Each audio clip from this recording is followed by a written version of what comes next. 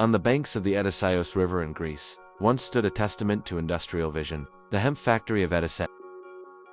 The story begins in the early 20th century, an era when Greece was looking towards modernization. In 1908, a group of far-sighted entrepreneurs laid the foundations of a hemp factory on the outskirts of the city. The factory was built with sturdy bricks, its architecture both utilitarian and graceful. It drew its energy from the river itself, channeling water through turbines to power the great looms and spinners inside.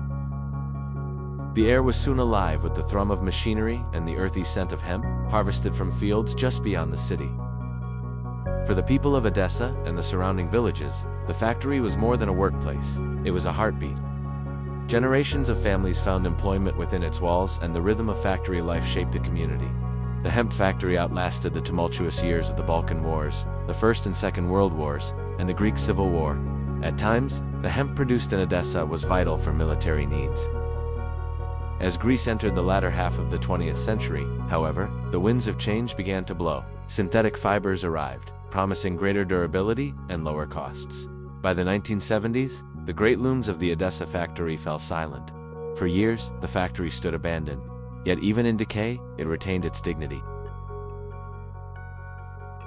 In the early 21st century, a new vision took shape. Local authorities and cultural associations began to restore the factory. The old looms and tools were polished and displayed, archival photographs and worker stories collected.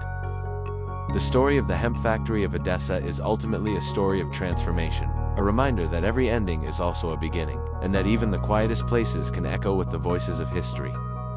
I hope you enjoyed the video. Until next time, take care.